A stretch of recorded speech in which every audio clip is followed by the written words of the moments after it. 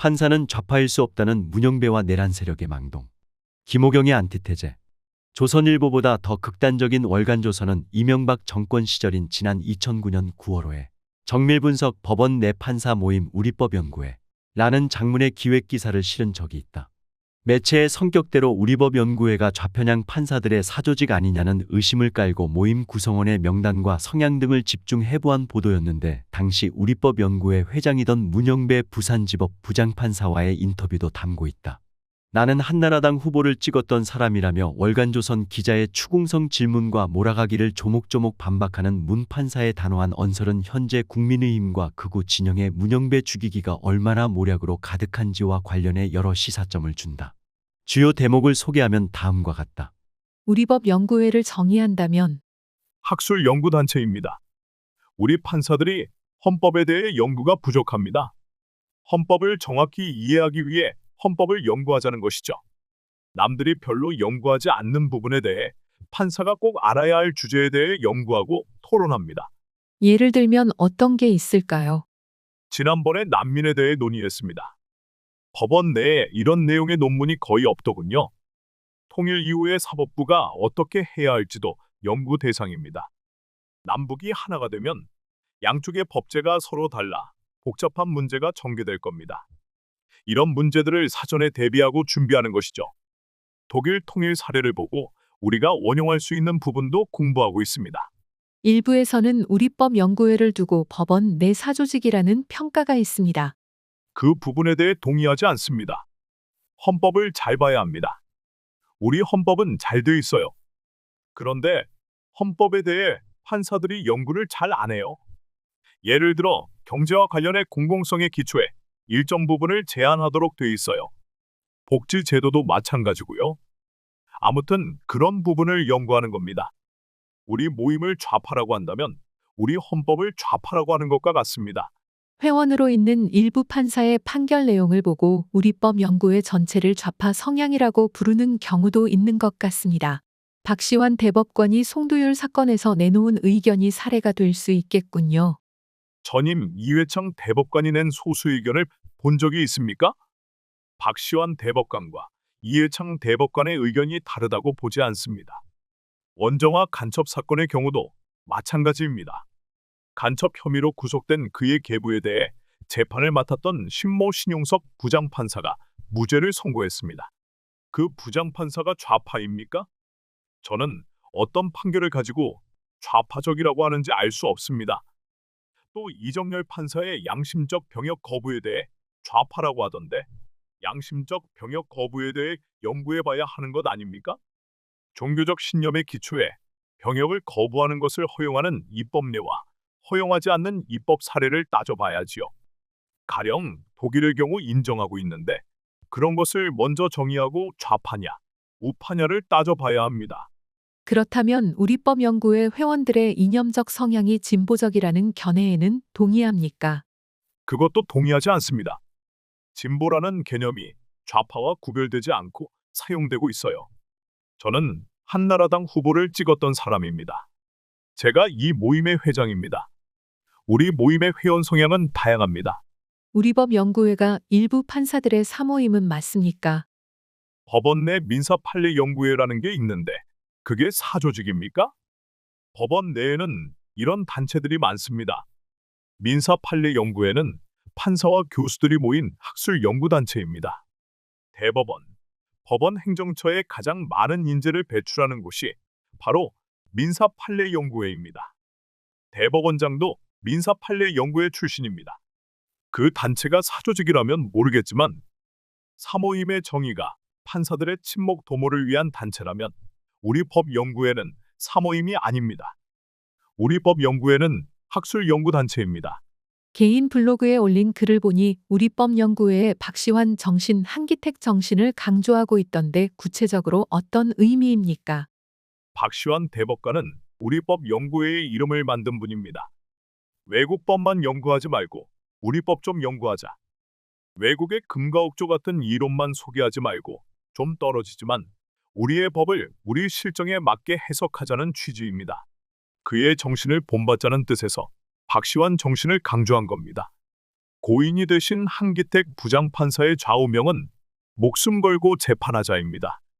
재판을 잘하기 위해서는 목숨까지 걸어야 한다는 거죠.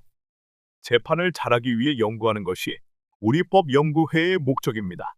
신영철 대법관의 문제에 대해 우리법연구회 회원들이 사퇴를 주장했습니다. 법원 내부 게시판에 30에서 40건의 글이 올라왔는데 그중 우리 회원이 쓴 글은 30%에 불과해요. 70%는 비회원입니다. 비회원들이 왜, 무슨 이유로 글을 올렸는지 분석해 봐야 해요. 회원과 비회원이 쓴 글의 내용에 질적인 차이가 있다면 우리 법연구회가 조직적으로 뭐를 했다, 안 했다고 말할 수 있겠지요. 그런데 올라온 글을 보면 회원과 비회원을 구분할 수 없어요. 판사회의에서 논의된 결과를 봐도 큰 틀에서 비슷합니다. 요즘 세미나에서 토론된 주제는 무엇입니까? 사이버 모욕죄와 판사 임용 제도에 대해 논의했습니다. 사이버 모욕죄 조항을 신설하는 데 대해 신중해야 한다는 것이었고, 판사 임용 제도에 대해서는 연수원을 졸업하고 바로 판사가 되는 것은 조금 문제가 있는 거 아닌가 하는 내용이었습니다. 변호사 경험을 쌓은 후 판사로 임관되는 비율을 높여야 한다는 내용이었지요. 월간조선 인터뷰 당시 문영배 판사가 언급했던 민사판례연구회도 법원 내 학술단체이긴 하다. 하지만 우리법연구회와는 비교가 안 될 정도로 위세와 네트워크가 강력한 보수 엘리트 판사 모임으로서 1977년 창립 이래 법원 주요 요직을 장악해 흔히 사법부 하나회 법조계 최대 사조직 전관예우의 통로로 지칭되곤 했다.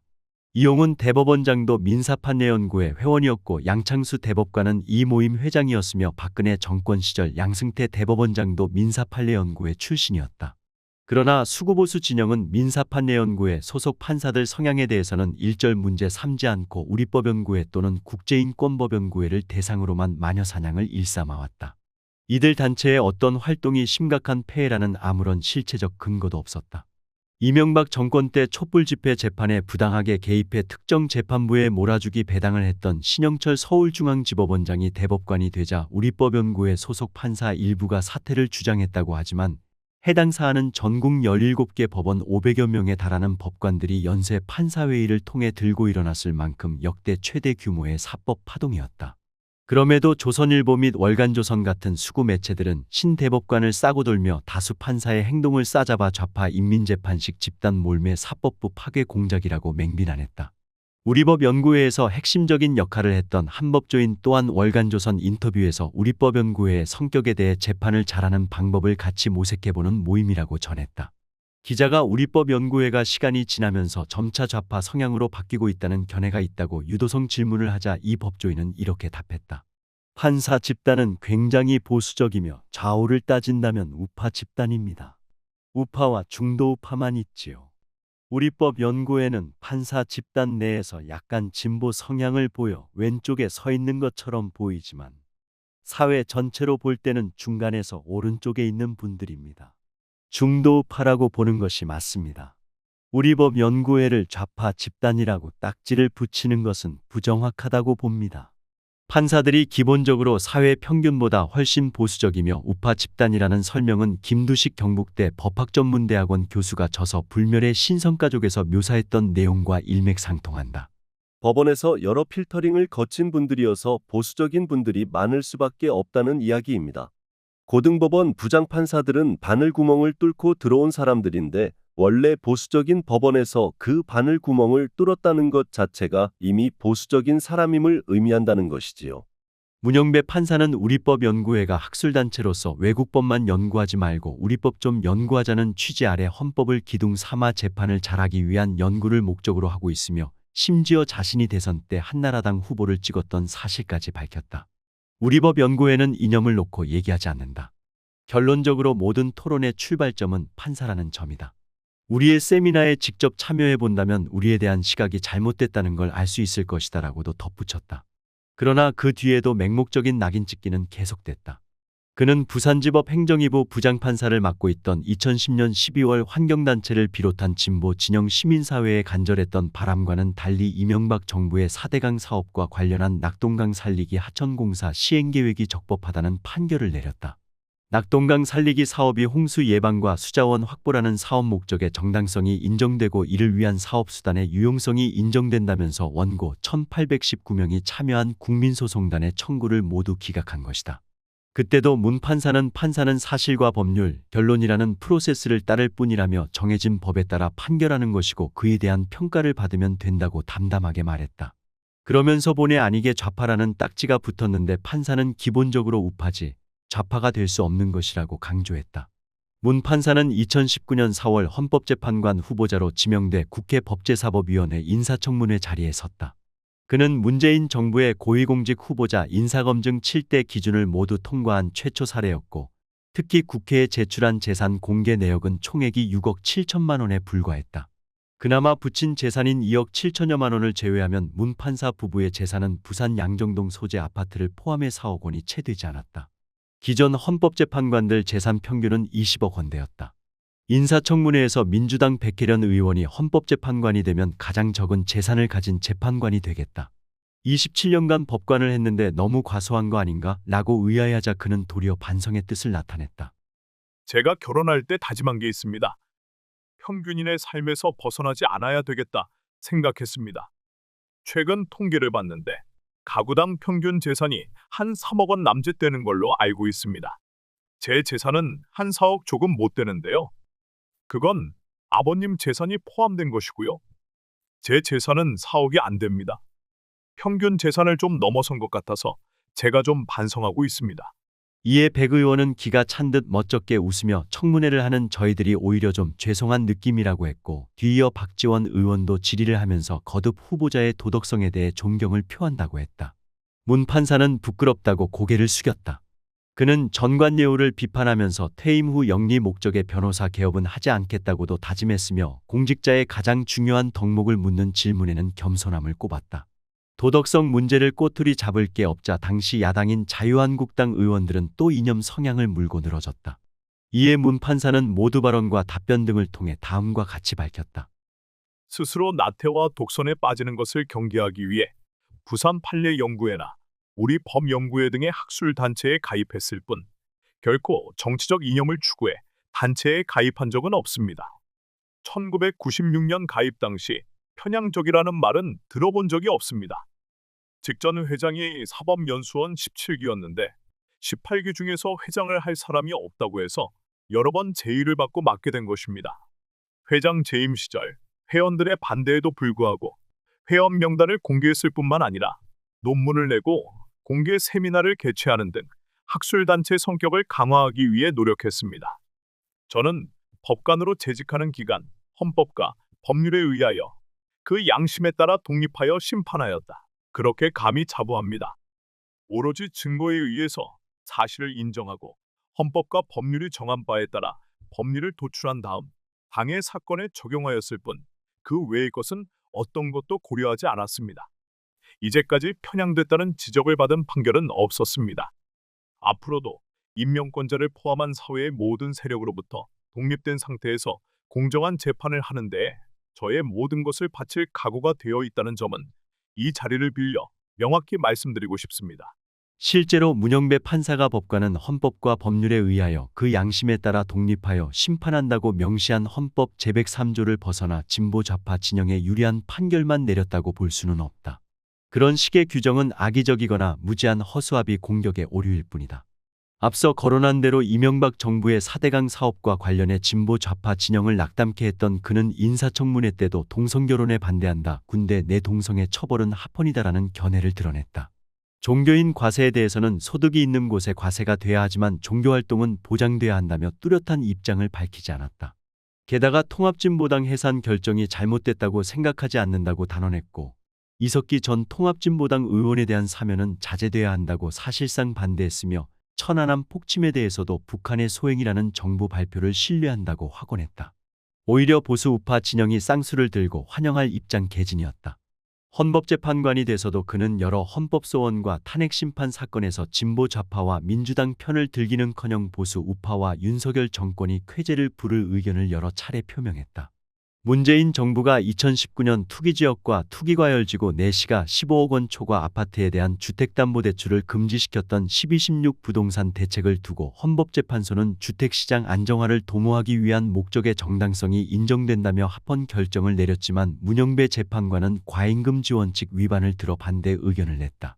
12구 이태원 참사의 책임을 물어 민주당 주도로 국회에서 탄핵 소추한 이상민 행정안전부 장관에 대해 헌법재판소가 사전 예방 조치 의무, 사후 재난 대응, 국회에서의 사후 발언 등 모든 쟁점에서 탄핵 사유가 인정되지 않는다며 사건을 기각하고 이 장관의 직무 복귀 결정을 내릴 때 문영배 재판관은 이에 동참해 윤석열 정부 측 손을 들어줬다.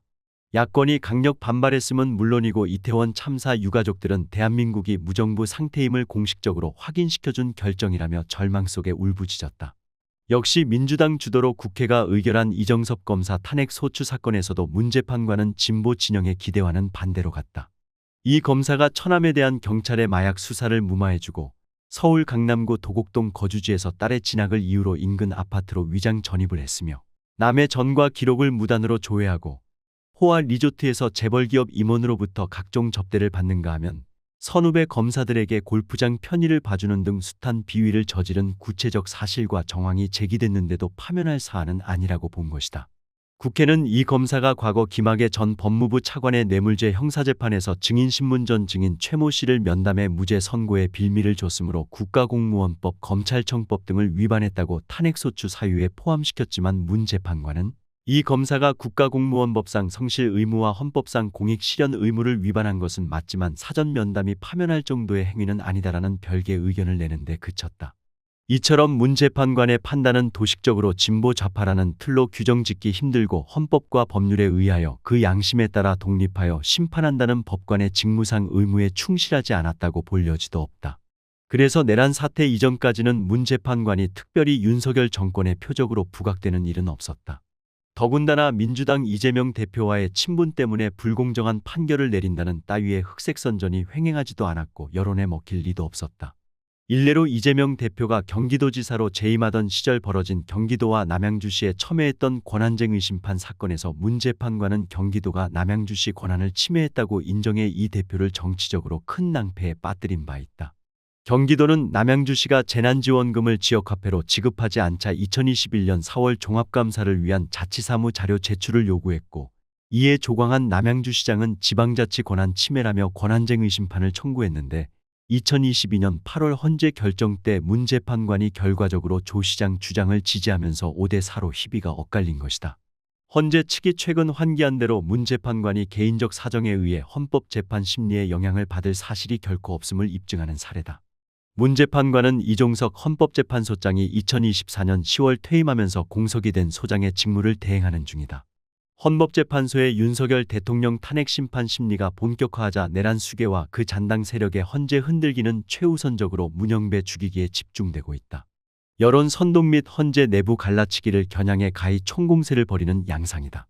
국민의힘은 문영배 헌재소장 권한대행이 이재명 대표와 사법연수원 18기 동기라서 공정성이 의심스럽다고 호들갑을 떨고 상당수 친윤 언론도 맞장구를 치고 있지만 그런 소리는 윤 대통령이 자신의 서울법대 79학번 동기인 이종석 헌법재판관을 소장으로 지명했을 때 했어야 최소한의 설득력이라도 가질 수 있는 것이다.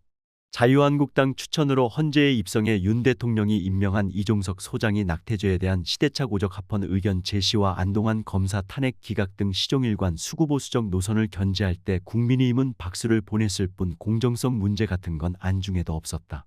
비슷한 성향의 김영두, 정영식, 김복형, 조한창 재판관에 대해서도 마찬가지다. 권성동 원내대표의 노골적인 가짜뉴스 전파에 대해 헌재 측이 명백히 사실에 반한다. 문영배 권한대행은 이재명 대표의 모친상에 문상을 한 적이 없으며 조의금을 낸 사실조차 없다. 문 권한대행은 공정성을 의심받을 만한 어떤 언동도 한 적이 없다고 정면으로 반박했지만 권 원내대표는 아니면 말고식으로 그 뻔뻔한 낯빛을 조금도 바꾸지 않았다. 헌법재판관의 친분이 제척 사유가 된다면 권 원내대표 자신은 윤 대통령 탄핵 심판 주심인 정영식 재판관과 사법연수원 17기 동기인데도 그 어처구니없는 부조리에는 눈을 감고 오직 문영배 축출에만 안간힘을 쓰고 있다. 급기야 김용현 전 국방부 장관 변호인단은 문 대행을 직권남용 혐의로 대검찰청에 고발했다. 헌재 앞에서는 윤 대통령 탄핵 심판 변론이 열릴 때마다 극렬 시위대가 몰려와 문대행을 향해 적나라한 욕설을 내뱉고 탄핵을 인용하면 절대 가만히 못 있는다. 윤석열을 파면하는 판사들은 그날로 죽음이라고 외치고 있다. DC 인사이드 등 극우보수 성향 각종 인터넷 커뮤니티에서도 그런 위협이 난무한다. 여권과 언론의 물어뜯기에 문대행도 견디기 어려웠는지 X 계정을 삭제했다. 이 같은 내란 동조 세력의 악랄한 공격을 지켜보는 대다수 국민은 초조한 가운데 단 한 가지 소망을 품고 문대행에게 응원을 보내고 있다. 법치주의를 능멸하고 폭동을 부추기는 숱한 망동에도 불구하고 문대행이 지금까지 그래왔듯 헌법과 법률에 의하여 그 양심에 따라 독립하여 심판한다는 원칙을 꼿꼿이 실행하기를.